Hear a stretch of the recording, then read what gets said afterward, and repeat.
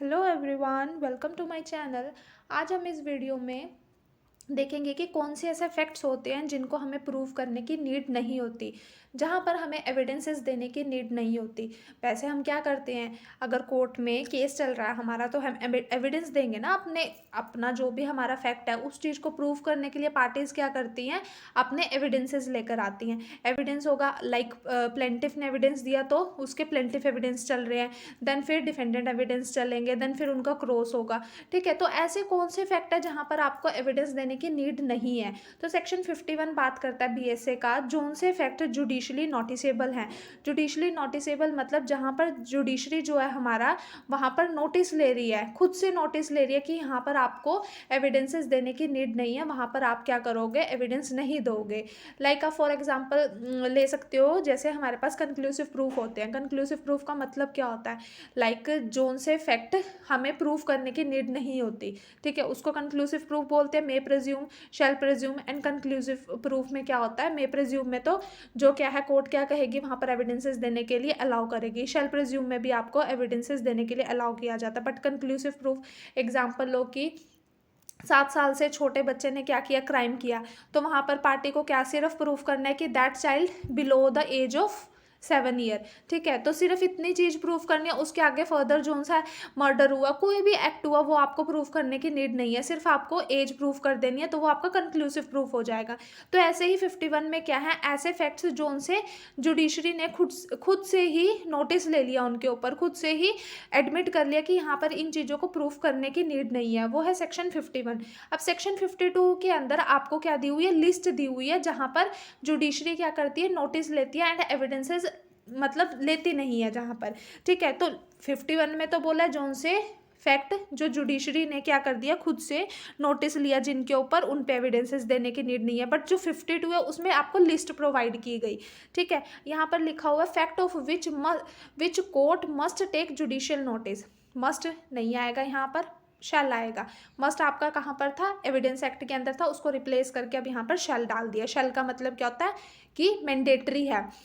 जो मे वर्ड है या फिर मस्ट हो गया वो कहाँ पर आएगा आपका, जहाँ पर आपके डिस्क्रिशनरी पावर ऑफ कोर्ट आ जाएगा। मीन्स जुडिशरी ले भी सकती है एविडेंस, नहीं भी ले सकती है, बट शेल में मैंडेटरी है, कोर्ट को यहाँ पर एविडेंस नहीं लेने होंगे, बिल्कुल ही नहीं लेने होंगे। तो वो कौन कौन सी लिस्ट है, जैसे कहते हैं कोई भी अगर लॉ हो गया आपका फोर्स में है, लॉ लिखा हुआ है कि दैट मर्डर की पनिशमेंट इतनी है, तो वहाँ पर जुडिशरी क्या उस पर नोटिस लेगी कि नहीं हम नहीं मानेंगे, 10 साल है या 7 साल है, हम तो इतनी देंगे, ऐसा नहीं है। जो लॉ फोर्स में है किसी पर्टिकुलर टेरिटरी की, इंडिया की हो या फॉरेन लॉ से रिलेटेड हो गया, इंटरनेशनल ट्रीटीज होगी आपकी, कॉन्स्टिट्यूंट असेंबली में कोई प्रोसीडिंग हो रही है, पार्लियामेंट की कोई प्रोसीडिंग हो रही है, स्टेट लेजिस्लेचर की कोई प्रोसीडिंग है, वहाँ पर सील हो गई, कोर्ट की किसी ट्रिब्यूनल की सील हो गई वहाँ पर। ठीक है, किसी का नेम हो गया, टाइटल हो गया, फंक्शन हो गया, सिग्नेचर हो गया, किसका, जो पब्लिक ऑफिस है स्टेट का, मतलब स्टेट का कोई पब्लिक ऑफिस है, ठीक है, उसका कोई पर्टिकुलर नेम है, उसकी सील है अपनी, उसका कोई टाइटल है, तो वहाँ पर जुडिशरी जो है वहाँ पर एविडेंसेस नहीं लेगी। अगर वो चीज़ एग्जिस्ट करती है तो उसको एज इट इज़ ही माना जाएगा। फ्लैग हो गया कंट्री का, ठीक है, नेम हो गया, जो ज्योग्राफिकल डिविजन्स होती हैं उसके ऊपर, तो ये सारी आपको लिस्ट प्रोवाइड की गई है अंडर सेक्शन 52। तो यहाँ पर क्या बोलते हैं, जो ये लिस्ट प्रोवाइड है यहाँ पर जुडिशरी को क्या करेगी, एविडेंस नहीं लेगी, खुद से नोटिस लेगी। वो किस में बताया हुआ है, 51 में, 52 में आपको लिस्ट प्रोवाइड की गई है। एंड सेक्शन 53 क्या बात करता है, कहता है ऐसे फैक्ट जो खुद से एडमिट कर लिए, मतलब कि पार्टी ने एडमिट कर लिया कि दैट पर्टिकुलर फैक्ट एग्जिस्ट। ठीक है, तो वहाँ पर आपको क्या एविडेंस देने की नीड नहीं है। अब इसमें 3 सर्कमस्टांसेस है, जैसे पार्टी है या कोई उसका रिप्रेजेंटेटिव है, ठीक है, दो पार्टीज ए और बी के बीच में केस चला हुआ है। ठीक है, उन पार्टी ने क्या करा, at the time of proceeding, at the time मतलब कि जिस टाइम प्रोसीडिंग चल रही है उस टाइम पर क्या करा, दोनों ने एडमिट कर लिया कि हम क्या देंगे, इस फैक्ट के ऊपर, इस पर्टिकुलर फैक्ट के ऊपर हम एविडेंस नहीं देंगे, तो वहाँ पर आपको एविडेंस देने की नीड नहीं है। ठीक है, सेकेंड आपका बोलता है कि आपने हियरिंग से पहले, पार्टी ने क्या करा, राइटिंग में एग्री कर लिया, हियरिंग से पहले, हियरिंग से पहले मतलब केस फाइल करने से पहले ही एडमिट किया हुआ कि हाँ तू भी इस पर एविडेंस नहीं देगा, मैं भी इस पर एविडेंस नहीं दूंगा। अभी दोनों ने मतलब सूट फाइल नहीं हुआ है, उन्होंने पहले से एडमिट किया हुआ कि यहाँ पर एविडेंस नहीं लेंगे, कोर्ट को पता चलता है तो कोर्ट वहाँ पर बाद में अलाउ नहीं करेगा आपको।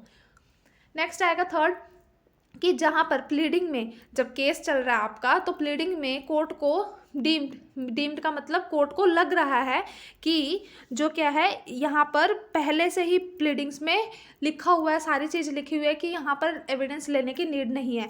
तो आपकी 3 चीज़ें आएंगी, जहाँ पर पार्टी ने या उनके रिप्रेजेंटेटिव ने या उनके एजेंट ने at the time of hearing मतलब क्या कर लिया, एडमिट कर लिया कि हम इस पर्टिकुलर फैक्ट को एडमिट कर लिया और यहाँ पर हम एविडेंस नहीं देंगे, या फिर at the time of proceeding, या फिर उन्होंने प्रोसीडिंग से पहले मतलब कि हियरिंग से पहले करा, या फिर प्लीडिंग के दौरान ही प्लीडिंग चल रही है तो कोर्ट को ऐसा लग रहा है, कोर्ट को प्लीडिंग देखकर लग रहा है कि हम पर्टिकुलर फैक्ट एडमिटेड है by both of the parties, तो वहाँ पर जो जुडिशरी है हमारा वो फैक्ट को पहले से ही एडमिट मानेगी एंड वहाँ पर अलाउ नहीं करेगी किसी भी पार्टी को एविडेंस देने के लिए, ना तो प्लेंटिफ को ना ही एविडेंस किसको, डिफेंडेंट को एविडेंस देने के लिए नहीं बोलेगी।